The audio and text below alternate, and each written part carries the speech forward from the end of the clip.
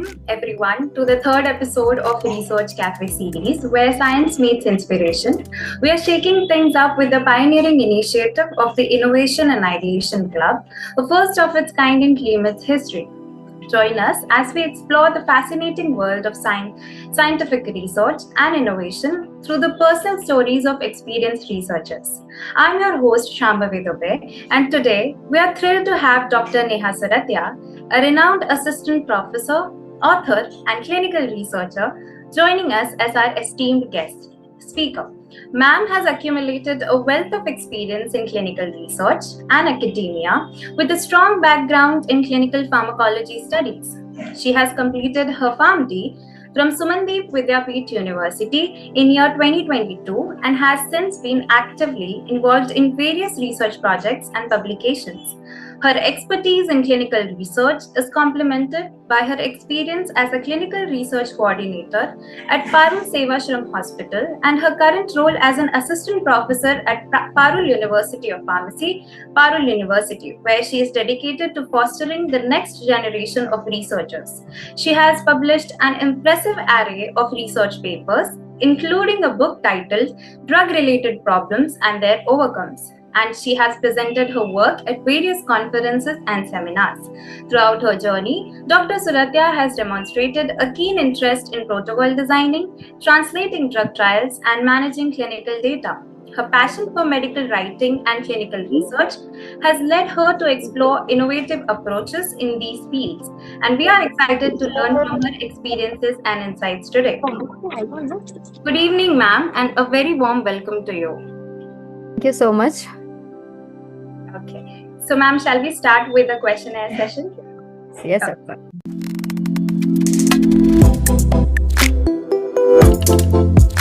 Okay, so let's start with your journey. So, you're known for emphasizing the importance of passion in one's work. So, can you share your personal journey of discovering your passion for clinical research? Okay. First of all, very good evening, one and all present here. And I'm very thankful to this kind words of introduction, madam. And let's start with the journey, right? Yes. My journey began with a strong academic foundation where I pursued my Doctor of Pharmacy course or a degree at the Sumandev Vidyapeeth, deemed to be university. So during my studies, I have developed a keen interest in the research and research writing, and which led me to pursue opportunities for practical experiences. So after completing my degree, I ventured into the professional realms, of course, and where I gain a valuable experience working at Anand Pharmacy College, which comes under the Gujarat Technological University, where I have 8 months of experience.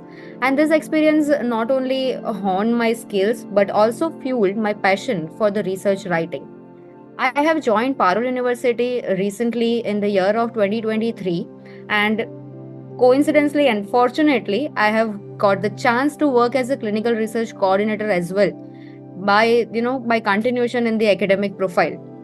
So yes, along with the side by the academic pursuits, I actively engage in the clinical research there, contributing to various clinical research related projects and publications. So yes, this multifaceted journey ultimately brought me to my current role as assistant professor and clinical research coordinator, where I am able to blend my academic expertise with the hands-on experience training in the clinical research area.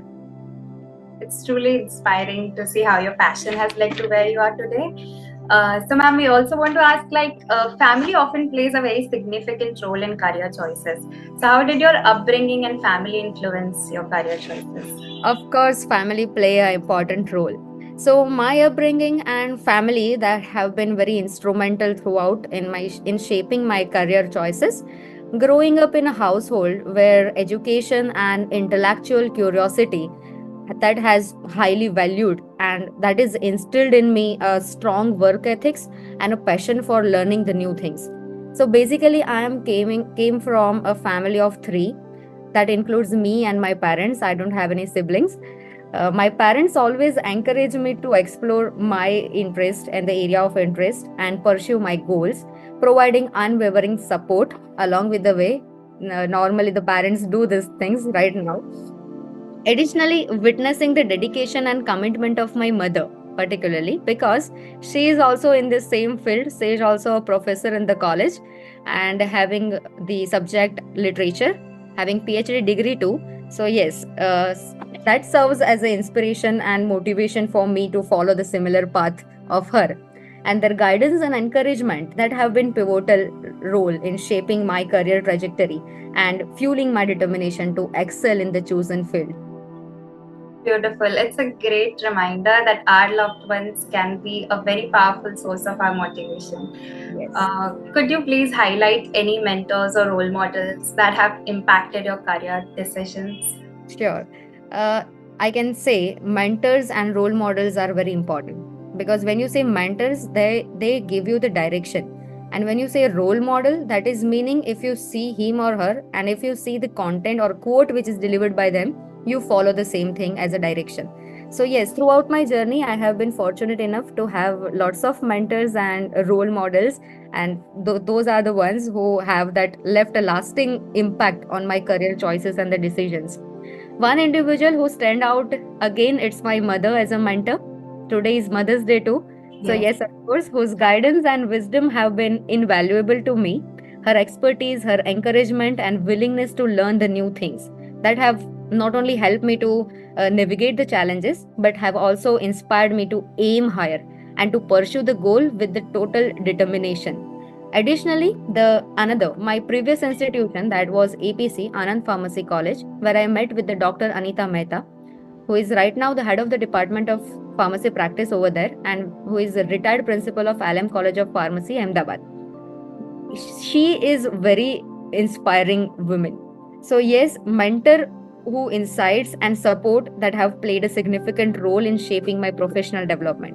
Very importantly, their mentorship have not only provided me with the knowledge and the skills, but what is important is they delivered me a sense of responsibility to pay it forward by mentoring others in the future. So these two ladies are having a very significant role on my career. And if I say role model, so role model can be anyone. So throughout my childhood, I have been grown up and I have been, I have developed a keen interest in reading autobiographies. So yes, one of the my favorite autobiography, which is A Wings of Fire, Dr. APJ Abdul Kalam, and I think he is my role model because his quotes that has a very significant role on my career. One very famous quote which is given by him, that is, if you want to shine like a sun, you have to first burn like a sun. And do not afraid to get fail. The another one is because fail itself, it is the first attempt in learning. So these two quotes are given by the Dr. APJ Abdul Kalam in The Wings of Fire. So yes, role model, of course, the APJ Abdul Kalam. I totally agree, ma'am. Mentors and role models like the ones you described can truly be transformative in our careers. And if they push us and they help us to reach our full potential, it can be incredibly empowering. So, however, balancing multiple roles can be very challenging for you. So, how do you manage your time and energy between teaching, research, and clinical coordination? Precisely said it is. Balancing these multiple roles indeed present its own challenges sometimes, but I believe is challenges are always meant to be challenged. And in this thing, I have found that the time management and prioritization is, I think, the key. I utilize tools like calendars, to-do list, or to organize my whole task for the whole day and allocate the time efficiently. Second thing is setting a clear priorities. What is right now for today, what is important for me? So setting priorities helps me to focus on most important tasks in each aspect of my work. Whether it is preparing for lectures, whether it is conducting research, or whether it is coordinating the clinical activities. Additionally, I can say I strive to maintain open communication with my colleagues and with the collaborators for streamlining the smooth coordination. So if I am busy right now, I can make a clear communication with the other healthcare professionals, and trust me, they understood. Okay, so they always understand that thing, that everyone is going through multiple things right now, and we are in the fast phase life. We have to do a multitasking right now. But I like to share one thing here, that it is nothing like multi work or multitasking can be like you should not be always a workaholic, right? I like to share that I love to travel, and beside these things, I do traveling a lot. In these last 5 to 6 years in the Doctor of Pharmacy course and the 2 years of professional life, I covered almost 90% of the Indian map to travel, and one international trip and everything. So it is to live your life, it is as well as the important thing, right? But moreover, taking breaks and doing your self care is also your priority, and to manage actually your energy level and to avoiding those kind of burnouts. But overall, it is a continuous process of learning and adaptability. So with the discipline and with the proactive approach, I think it is possible to effectively manage these demands which is given by the multiple roles. So yes, these are the things. That's really impressive. And I really appreciate your emphasis on prioritizing things. And traveling can be a form of self care. Yes.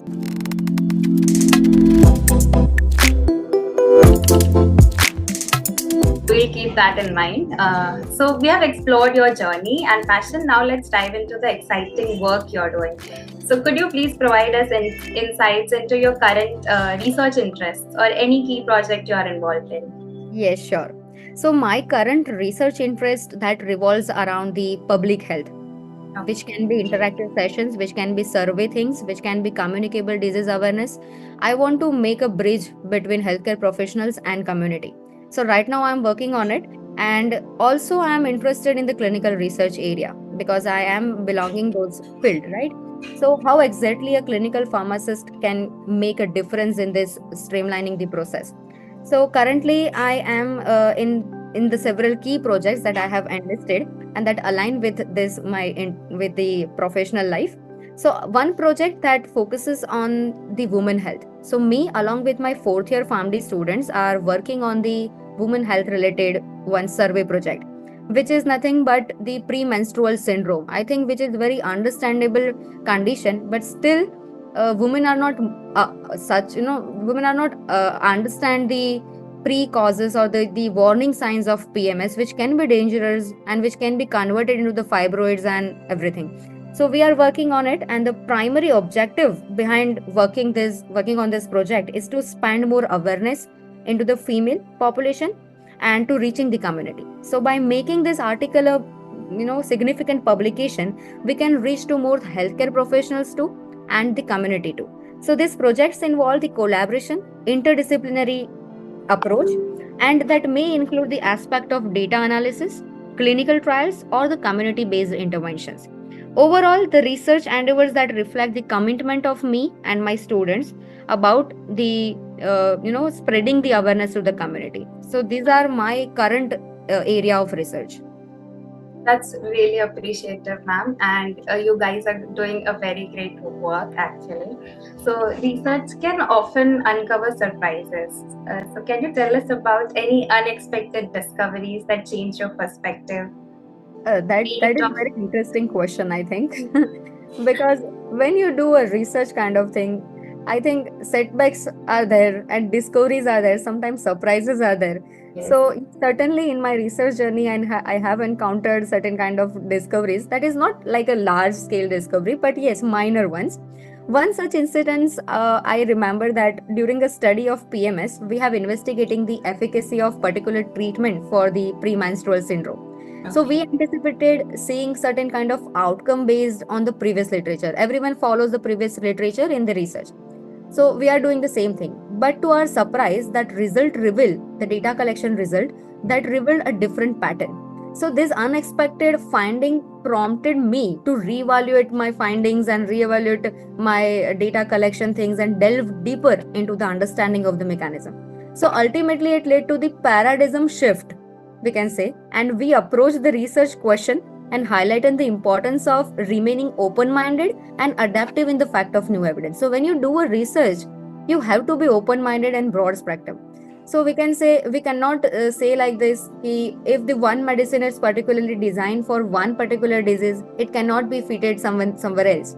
It is nothing like it. We have to be adaptable, we have to be open-minded, and sometimes we have to think out of the books, out of the reference books, and out of the ROLs which we are following, review of literatures. We cannot rely 100% on the ROLs.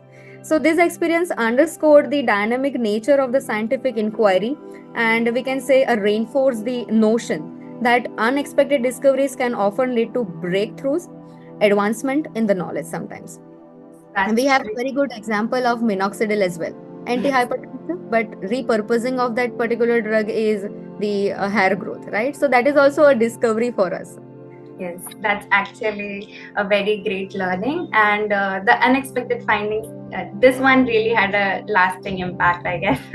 Like, can you share with us any memorable experience or any research fail that taught you a valuable lesson in your journey? Yes, of course. Actually, when I listen a research fail, one memorable evidence of that research fail comes to my mind is, you will be surprised to know it is my own project of fifth year PharmD, and that is my thesis. Because I consider it research fail because it was COVID era, and we were not aware about it that we have to be, do a pilot testing, and we have to do the check the what kind of sample size we can reach. So we were very young enough to delve into the research area. So I think research fail is my own thesis, and I was conducting research study on the hemodialysis patients. And despite of meticulous planning and execution, because it was first research project, so everyone is compromising sleep and everything for particular thesis. So we were encountered a significant setback over there, where our data collection methods did not yield as per the expected results because it was COVID, and it was disheartening at first, but it turns out to be valuable learning opportunity for me, because I never repeat those mistakes again in my research journey. So this research fail taught me a several valuable lessons: the importance of pilot testing and validation of research protocols before full implementation is what I learned, and the need for flexibility, adaptability, and teamwork. That is what we learned at that time. And ultimately, the experience that reinforced the resilience required to do a research, and it reminds me that the failure is an inherent part of the research. So we have to be very very openly accepted the failures and learning from the failures, and we always look as those are the opportunities for growth. So that is my research fail story. Actually, that's where we learn from that failure is not the end. It's basically a stepping stone to success. Yes. Yes, and it's truly insightful. So, ma'am, moving to your role as a CRC, how did your role as clinical research coordinator contribute to the successful management of orthopedic medical device trial? Yes. In my resume, I think I have Yes. mentioned the orthopedic device clinical trial, because I only engaged to one clinical trial till I joined the Parole University, but it was remarkable experience. So, as a CRC overseeing the orthopedic medical device trial, my role played a crucial part in its successful management. Firstly, my responsibility involved to make good communication with everyone, Okay. whether it is including stakeholders, researchers, clinicians, regulatory bodies, and participants as well, because they are directly in contact with the CRC. So, ensuring a seamless communication and collaboration throughout the trial process is the role of CRC. And the coordination facilitated the efficient enrollment, data collection, and the adherence of the regulatory requirements. One of the significant challenges I faced during the work of CRC, that is recruiting and retaining participants within the specific timeline. So we have to be given a number of participants, and we have to given a timeline, and we have to finish those participants in time. So yes, to address this, I implemented a targeted recruitment strategies such as collaborating with other sites and identifying the eligible participants. Another challenge I was facing, that was to ensuring a protocol compliance and data integrity, because we have to be very we have to be very crucial, and we have to very important is to protocol compliance adherence. We have to monitor it, right? So to mitigate this, I suggest to conduct a comprehensive training session for the site staff, for the CRC, for the CRA, so everyone can exchange their thoughts and everyone can learn from each other, so we can avoid certain kind of mistakes we are performing. So regular site visit and audits also, that can be also conducted and monitor adherence to the protocol. Furthermore, navigating the regulatory body and ensuring compliance with the ethical standard, that is also the ongoing challenge, because in many of the clinical trial we are observing they are not following proper protocol compliances. So overall, the my role as a CRC that is involved in the orthopedic device, that is a proactive problem solver, effective communication with others, and managing the meticulous attention to the detail and managing whole process overall. So that is my journey as a CRC in orthopedic device. Ma'am, you are an inspiration to anyone who is looking to make a meaningful change in this field. So, can you please enlighten us about what are some emerging trends or area of focus within this clinical research and that you find particularly exciting or promising? Yes, of course. So when we talk about emerging trend, it is, I think, if I talk about emerging trend, it will take a whole 1 hour to discuss about what is emerging, because so many things of right now it is emerging, right? So within the field of I try to shorten it up. So within the field of clinical research, several emerging trends and the areas of the focuses are particularly exciting as well as promising. One notable trend is the growing emphasis on the patient-centered research.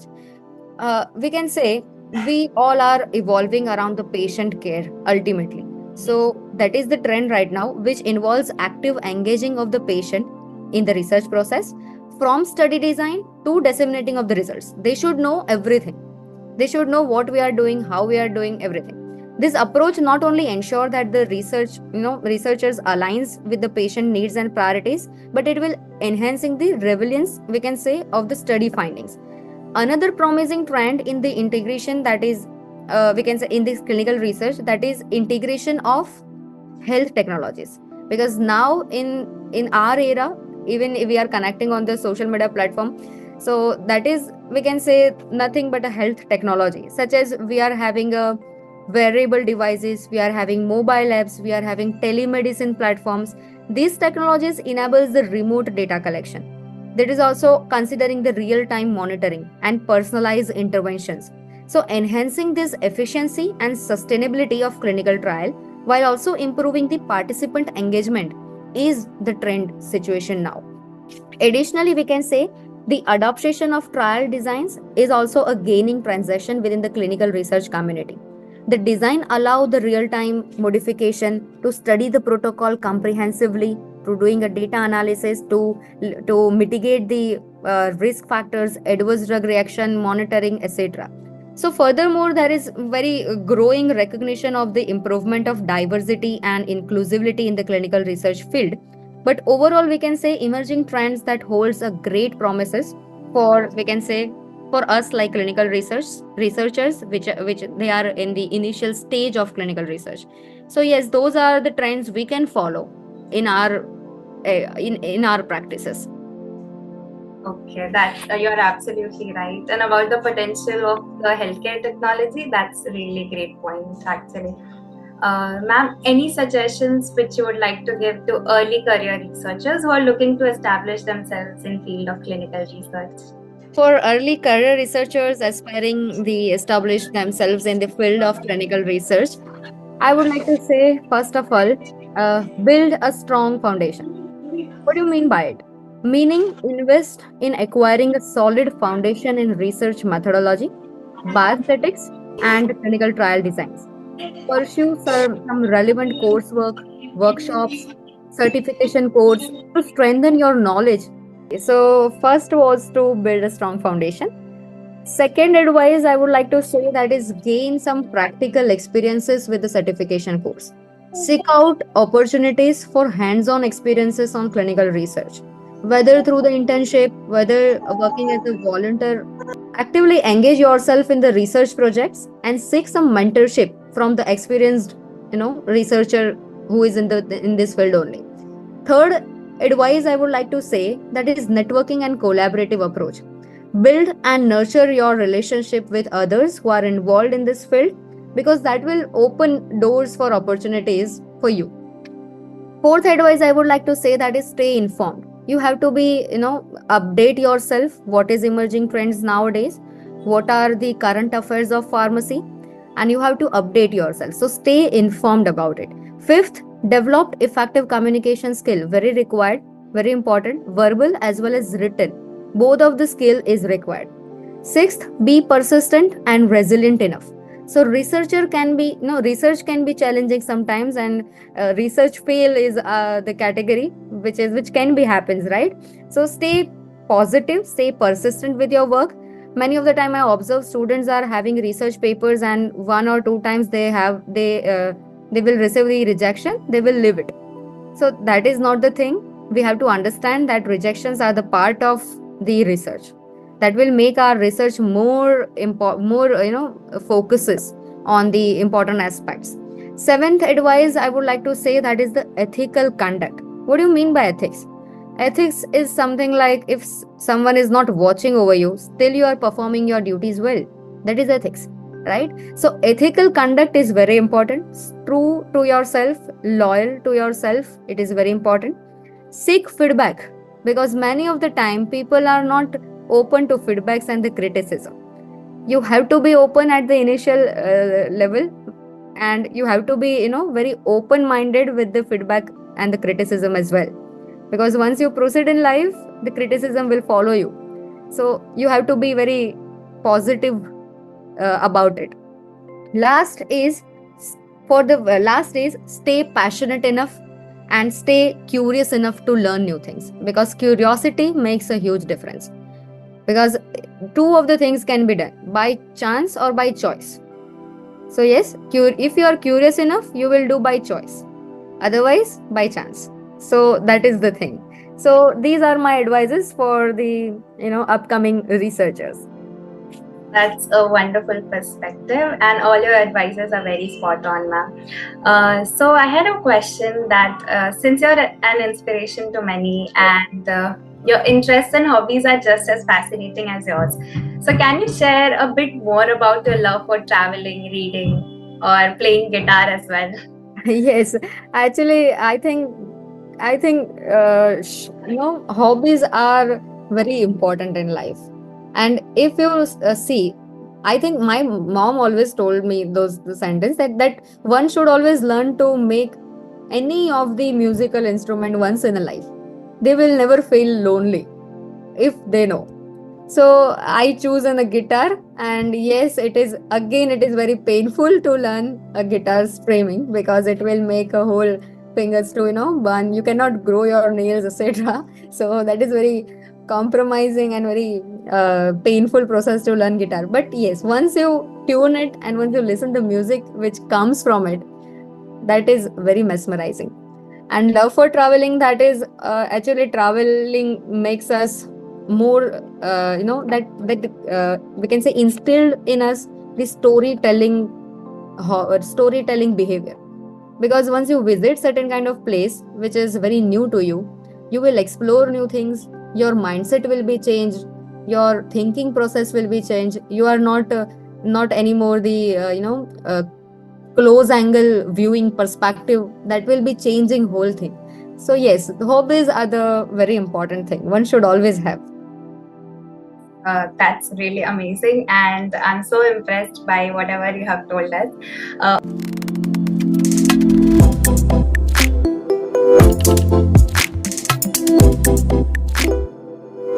Also, you have authored and published the book Drug Related Problems and Their Overcomes. So, what inspired you to write this book, and what key insights did the readers gain from it? Okay, I will be very honest with this answer. So, the thing which motivates me to write this book is my fourth year. Because in fourth year, my teachers were used to send us the PPT and PDFs to read, because there were no material of reference book over there. So that is the need. That is, I think that was the topic, drug related problems, and their drug related problems was the topic, not overcomes. But at that time, I thought about the compilation of drug related problems, the 100-page compilation.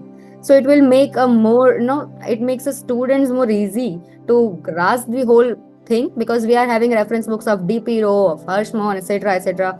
But those are not having the complete compilation of drug related problems, which is the part of therapeutics over there. So the inspiration behind writing this book, that stemmed from a deep desire to fill a gap that is in the existing literature, and to contribute to the discourse of the drug related problem. So I delved deeper into the that subject matter, and I realized that was a need for comprehensive resource that synthesize the complex concepts and provide a practical insights for the readers.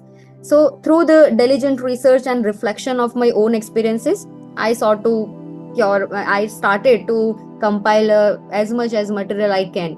So, and it should be a plague free again for the book. So that is one challenge I faced, and I faced the rejections too, but it is happening, right? So first time it was for me to write a book, and it was aim from the last 4 years. So as a student in the fourth year, I have started it, and the biggest motivation, that was the only thing, that it is not available in the reference book. And I think readers should appreciate the clarity and the accessibility of our content and finding it easy to grasp. So that are the two objectives I always have in my mind by writing this book. And overall, the book served as a roadmap to me as well as the students, guiding from through its problems to identifying its problems and to overcoming it. So to identification and overcoming, from my side, I have added drug related problems are the main topic to discuss. So this is my journey for writing a book. Amazing. It basically has inspired a totally new generation. Yes. So your publication has a diverse range of rare medical conditions. So could you discuss how these cases came to your attention and why you felt that this was important to document? Yes. So the diverse range of rare medical conditions that covered in my publication, that often came to my attention through a combination of clinical practice, of academic research, and collaboration, because we have to be very active in the ward round while doing it with the students, while for the conducting research, etc. So that ward round makes a significant difference. So yes, in many of the cases, this condition presented with the unique diagnostic or management challenges, and that sparked my curiosity to prompt further the investigation. Each case was important to document. Why? Because for the several reasons. Firstly, we can say a rare medical condition, often the lack of comprehensive documentation in the medical dictionaries. So rare conditions are not, it is rare. Like, so if we observe certain kind of rare disease and the prevalence is very, very less, if we publish it, we can reach to the more community. We can reach to more healthcare professionals, to, we can say, directing them or to informing them that those are the conditions which are happening right now. So that was the whole picture behind the rare case diseases. And by documenting this case, we are not only providing knowledge to the for the rare condition to healthcare professional, but also we are spreading awareness to community, to other healthcare professionals like us, who are having a pharmacy background, who are having a dental background, who are having physiotherapy background. They are also having those kind of research related findings and readings. So that potentially offers the insights into the diagnosis, treatment for this condition. So this is the particular reasons for me to choose a rare condition to document. Yes, ma'am. Your book has definitely raised awareness and improved understanding of these rare conditions. Also, could you share with us most memorable cases you have encountered and how it influenced your research? Yes. I have been published, I think, 12 case reports in the reputed Web of Science and Scopus journals. But one of the most memorable case, that was the first case I was observed. And that is very extremely rare condition, rare disorder. It was a pediatric patient having a complaint of abnormal movement and the jerks of both of the limbs, and uprolling of eyes, that is known as opsoclonus myoclonus syndrome, and developmental regression was also there. So patient learning certain kind of thing, for example walking, sitting, pediatric patient it was, and after some time he was not able to recognize how to walk and how to sit. So that is developmental regression. Over the period of development, the memory will be shortened up. So those are the things, and that was very extremely rare condition in the pediatric patient I observed, and that was the case that helped to influenced me to do a research and to more having a more dedication towards those rare conditions. That I can say that this case was a genetic perspective all of, but many of the ROL suggest that this condition is very rare, and it underscored the need for the personalized approach for diagnosis. We cannot treat them with the Alzheimer's medicine, right? Because it was opsoclonus myoclonus syndrome, and developmental regression is a completely different thing. But sometimes misdiagnosis happens, they will connect it with the memory loss and do a kind of treatment of Alzheimer's. So personalized diagnosis and personalized treatment is very important in these conditions. This experience ultimately shaped my research focus and reinforced the significance of studying such complex medical conditions. So that is my memorable case. A person like me would think research is just about data and statistics, but this completely changed my view. It's also about people's lives. That's interesting, actually. So, while doing the research, what methodologies ensure the reliability of your findings, and how do you maintain patient confidentiality and ethical considerations? Okay, so my research methodologies prioritize rigorous data collection and the analysis that often involve a multidisciplinary teams and peer review processes that validate often the findings. So I adhere to the strict ethical guidelines, ensuring the patient confidentiality through obtaining informed consent form and to understand them and to make them understand about the process. So yes, I always strictly adhere to the guidelines. Additionally, my research protocol and the application which is approved by the Institutional Review Board IRB or the ethics committee to uphold the ethical standards and to protect the patient's rights throughout the process. So that is how we do a research kind of thing. So informed consent form, ethical review board's permission, ethics committee approval. These are certain kind of things which can make the patient more aware about the process and make them aware about the whole process. Okay. So the attention to detail of your work is really amazing, actually. Can you also share with us the approach which you use to select and present relevant clinical data in a case report? Okay, so when selecting a clinical data for a case report, three are the most important thing. That is relevance, the accuracy, and the impact. So how it is relevant to us, how it is, what accuracy it is having, and how it will going to be impact. Okay, so I carefully evaluate each patient's medical history, diagnostic test of them, treatment outcomes, and other features which is related to their area and their conditions. I prioritize first of all presenting data that highlights the novel aspect of the case, which is making it complicated or rare, which laboratory investigation making it the completely different situation or a different case. So I always emphasize on those things, and understanding of the disease or that offers particularly the insight into the diagnostic management. So I always look after the laboratory tests and the treatment. So if I find certain kind of rare condition, rare thing which is in the lab and the treatment and the counter effect of it, then I will do it in a data collection forms. So that is how I approach in things. Additionally, I ensure that the presentation of the data should be very clear, that should be very concise, and that can be, if it can be supported by the evidences. For example, images of the patient. If you want to show a puffiness of the face, then you can use the patient face, but with the black eye lines, which can be covered and which can be make the confidentiality proper. And for that also, you have to generate another informed consent form of the patient, so that can be supported by certain kind of evidence that the data which is collected, that is authentic enough, and such as images or lab data. And this approach helps to maximize the significance of impact of the case report that is within the community. So that is how the approach is happening. Great points. Actually, I hope everyone is taking notes.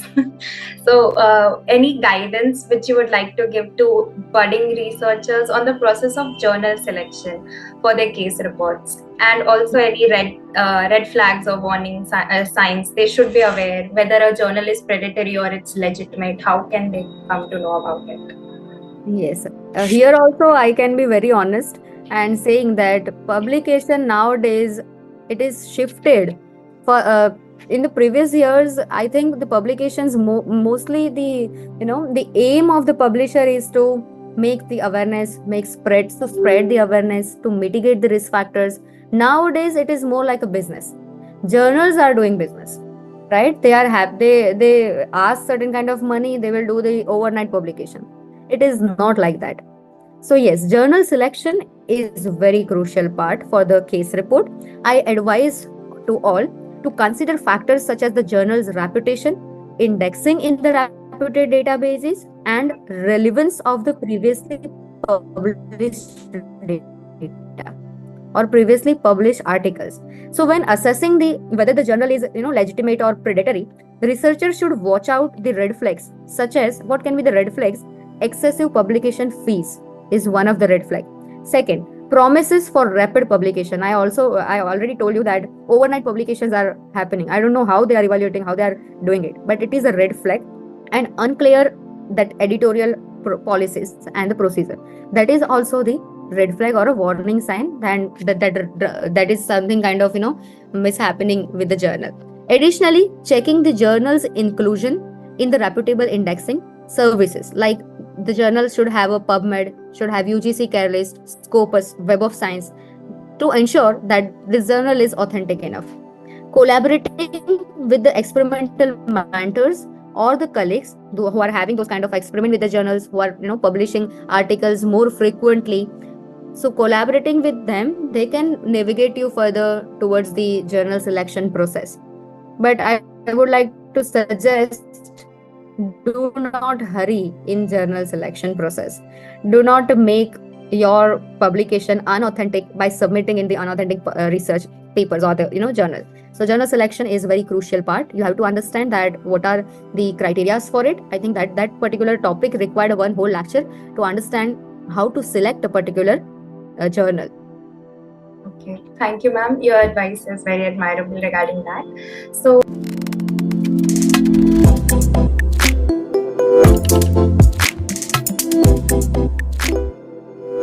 also, staying at the forefront of any scientific progress, it requires more than just an individual effort. It also demands engagement with broader scientific communities. So how do you actively engage with scientific communities or professional organizations in order to stay updated with the advancements? Okay, so I actively engage with the scientific communities and professional organizations through the various awareness programs, such as attending conferences, attending seminars, presenting in seminars, webinars, and working with the colleagues and in my field. So that is how you can engage yourself, and you can adapt certain kind of emerging trends. Additionally, I contribute to the discussion and share insights through online forums. For example, social media platforms are, in today's world, it is having so much influence in the young minds. So yes, you can always use certain kind of platforms for it. Collaborative approach on the research project in the different with the different experts and different specialists, that can also help to stay updated, and which is the emerging trends also. And by maintaining active involvement in this community, I ensure to continuous learning and exchange of the knowledge is very important. So when you collab with some we can say the expertise, so that is an exchange of knowledge. So attend as much as conferences, webinars, seminars you can, for the betterment of knowledge. Okay, I appreciate your perspective. Can you also share the importance of interdisciplinary collaboration, like you have mentioned 2-3 times? Yes, of course. Actually, from starting, I have been using this word interdisciplinary collaboration. Okay, so we alone cannot do and cannot make change. Nowadays, we need a team. And we need a multidisciplinary approach. We need clinician for clinical trial. We need a principal investigator as a clinician. We need a sponsor. We need other things, regulatory bodies to check the standards. So that is a multidisciplinary things, right? So interdisciplinary collaboration, that plays again a pivotal role in the research endeavors by fostering the holistic approach of problem solving and driven the innovation. So by collaborating with the experts from the diverse fields such as medicine, such as genetics, then such as bioinformatics, such as biotechnology, we can leverage complementary expertise and perspective of tackle the complex scientific challenges. So this interdisciplinary synergy that enables us to explore the new avenues of research, integrate the diverse methodologies which is suggested by the experts, and develop the comprehensive solution which very helpful in the research area. Moreover, the interdisciplinary collaboration promotes the creativity, exchange of thoughts, creativity, then accelerate the discoveries and enhancing the translation of research findings into the more meaningful way. So yes, this field of interdisciplinary approach is very important when you talk about clinical research. Even in a regular life journey, and even if the regular task, interdisciplinary approach is the required. Definitely consider that, ma'am. So, as we wrap up our conversation, any 3 pieces of advice which you would like to give someone who wants to make a difference in healthcare and research, just like you have made? Okay, so 3 pieces of advice. Okay. First of all, I would say take relentless curiosity in you as much as you can. Why this is happening, why this is not happening. Okay, your why should be always strong enough to write a whole page, strong enough to read 50-60 articles. Your why should be that strong. That is curiosity, right? So exploring the relentless curiosity, meaning for exploring unanswered questions and seeking innovation solution, is the first advice. Second is to embrace the interdisciplinary collaboration. In our generation, I think there is a very lack of asking. We felt like we can do anything, we can do by ourselves, we can do anything. We have gadget on our hand, we have laptop, we have internet, we can do anything. But to ask and to be humble is very important in the initiation stages, even after you learn a lot of things, because learning is not having any kind of limit. Sky is the only limit for it. So yes, embracing interdisciplinary collaboration, very important. And the third advice I would like to say to conclude it, that is ethics. Prioritizing your work ethics and impact of it, because I already said you what is ethics, and upholding the highest ethical standards in your research practice, in your career, in your life, that will make you ahead of the world. So those are the 3 advices. So by embracing these principles and continuous striving for excellence, you can contribute to the transformative advancement in the healthcare and making a lasting difference in the lives of individuals as well as communities. Thank you so much, ma'am, for sharing your wisdom and experience with us today. It's an absolute pleasure to have you here on the Research Thank you so much.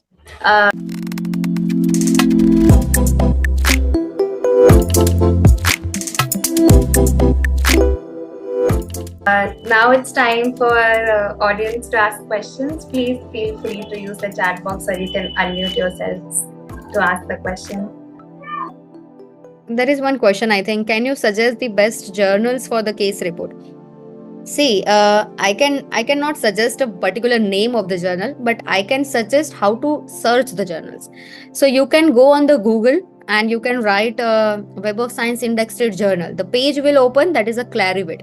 You can open the that particular link of Clarivate, and for that text board, the first line will be there, the search. Okay, search bar.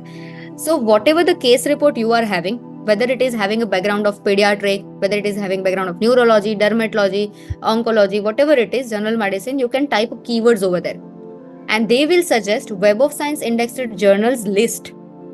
Okay, so after copying that particular name of the journal, you can do direct the home page of the journal. You can check the indexing and abstracting, but that will be authentic enough.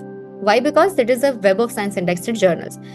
One step, we can say one step over it, Scopus indexed journal also there. So you can always search like those categories, and those are also the websites which is very easily available.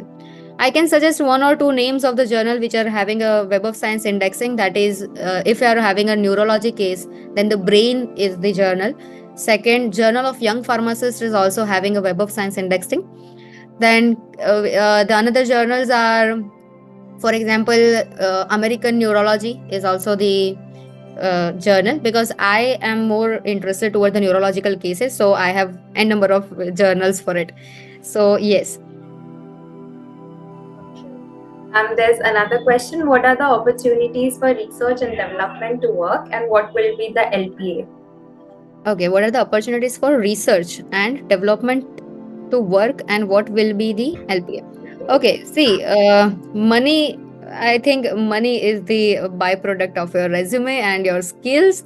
But yes, I would like to tell you and give you the suggestion out there, who is the young people out there, that make some money by it, because it is like an ocean. On clinical research, it is like ocean. You can delve into it and you can make as much as you can. So let's not talk about LPA here. But yes, what are the opportunities? Very broad opportunities are there. Even if you are having a B pharmacy or M pharmacy, those people can also directly delve into the clinical research area by acquiring certain kind of certification, by acquiring certain kind of authentic WHO certificate courses, etc. So opportunities are there in research. So basically it starts from the CRC, research coordinator, then it will be a CRA, that is associate, and that is going on. But yes, it required Sunday work too, so you are not having any holiday if you are looking into it. Yes, you can make money, but the sacrifices is there. Okay. Okay. I'm from Bangalore, sixth year. Will I get any research opportunities while studying? Offline internships. Yes, of course. Parexel is the company in Bangalore that is offering the offline internship, and that is the second world's largest, second largest CRO in the Bangalore. Parexel company. Then there is one another company that is Eli, I think Eli Lilly. So that is also the company which is offering the related internships. And Climate is the platform. You can always have the internships.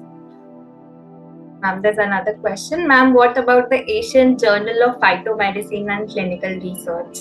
Actually, there are hundreds of journals. I cannot say that by reading the name itself that how it is and what it is, but you can search the name on the Clarivate website, on the Scopus Indexes Journal website, that whether it is having the indexing or not, and what is the impact factor of the journal, what is the relevance of already published article over there, because there are in lex there are the journals, right? So I cannot remember the name by name the journals, but you can check by the website. I am saying you can check the authenticity of the journal over there.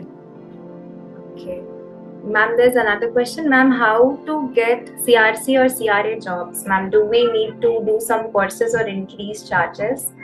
I'm from Hyderabad and I'm about to graduate from PharmD. How can I find a job in Hyderabad for CRC and CRA? Okay, so basically for that you have to directly apply onto the job profile which is given on the website of the company.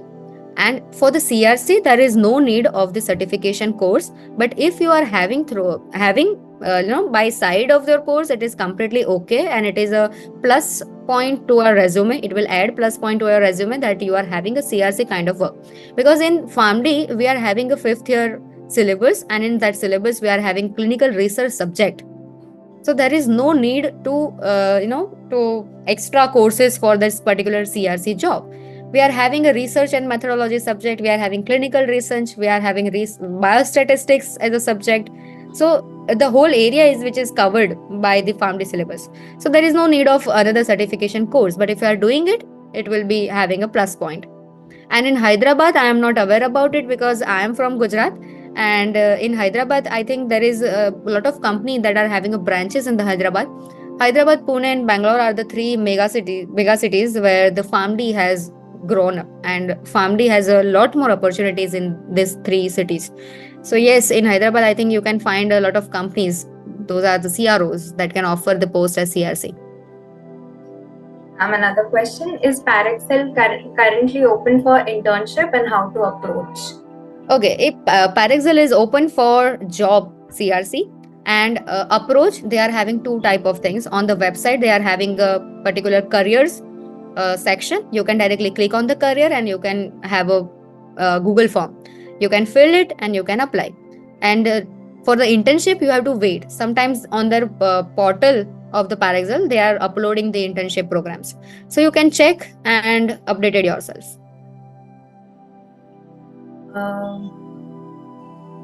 Ma'am, should we just apply online or do we go to the company and ask for the opportunity and submit our resume for increased chances? Should we just apply online or do we go to company? No, you can, both of the things are there. It is completely depend on the institution that what they are asking, right? Some of the companies are having online applications, some of arranging the walk-in interviews. So it is completely depend on the institute you are focusing on. Ma'am is the only person to be showing more interest in research, or any research work is sufficient to complete or involve in the research work, because in the present time only the interest or the ability of the student isn't sufficient. If they are not getting the right direction, or they are suffering from any other hindrance or opportunity, then what should the students need to do?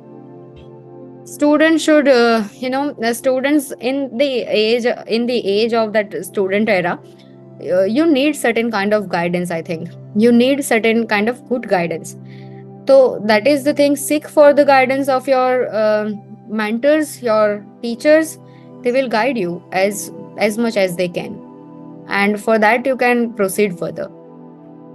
We'll take last 3 questions. How much impact factor should be considered for research? See, impact. If I talk about impact factor, if it is greater than 4, it is very good, right? But journals that are having a more than 4 impact factor, that is very difficult to publish because their standards are also high. Okay, so your article should be very unique, that your article should be very precise, concise, to match those standards of greater than 4 impact factor. But yes, it should be positive enough impact factor, right? So that is the thing. It should not be minus 0.4, 0.3. It should not like that. It should be in a positive number. And if it is more than 4, it will be 5-star. Ma'am, are you aware of opportunities for CDM in USA? Actually, I am against of I'm against of transforming yourself into the another country, because I am very I think you have a great opportunity in India. You can grow like anything in India. Farm days are shifting in US. I don't know what they are seeking for. If you are having farm day career, you can go. If you are aiming for Neplex, you can go. But if you are aiming for regulatory affairs and doing jobs which is not suitable to farm day, then your money and time is wasted in India. So please consider this factor. Do not run into the blind race, because I think there are more of dark side to shift yourself. And I think India is the evolving, and the next 5 years will be ours. So please consider these things. And I am not aware about the opportunities in the USA, because I never interested in it, right? So sorry, but you can search the CDM opportunity in the USA. Valid. Last question, ma'am. Being into academics help you with your role as CRC? Yes, it is, because I have to answer the students' question. So yes, I am updating myself about the CRC role and how to do it and what to do it, and then I consider those aspects to deliver in the lectures. So practical things are completely different, and academics is something like it is a continuous learning. Every day you have to learn, because you have to take 1 hour of lecture, you have to prepare for 3 hours. You cannot go into the classroom and speak anything, right? So you have to be very knowledgeable to deliver one lecture. Everyone can be knowledgeable, but very few people can deliver it very precisely. So those skills you should require in academics. You can also try in the academic field if you are interested. Thank you, ma'am. It's time to express our gratitude to our incredible Dr. Saratya ma'am for gracing us with her presence today. Your contribution to the field of healthcare and research is truly legendary, and we are deeply honored to have had this opportunity to learn from your experiences and insights. Your work has undoubtedly improved lives of countless individuals, and your legacy will continue to inspire future generations of healthcare professionals and researchers. Also, thank you to CleanMed Academy for providing this platform and this opportunity, and thanks to our audience for your engagement, questions, and enthusiasm. We hope you found this session informative and inspiring. And until next time, thank you for joining us on the Research Cafe series. Thank you so much. Thank you, ma'am. Thank you. Guys, please fill the feedback form and then leave the meeting. Thank you, ma'am. Thank you.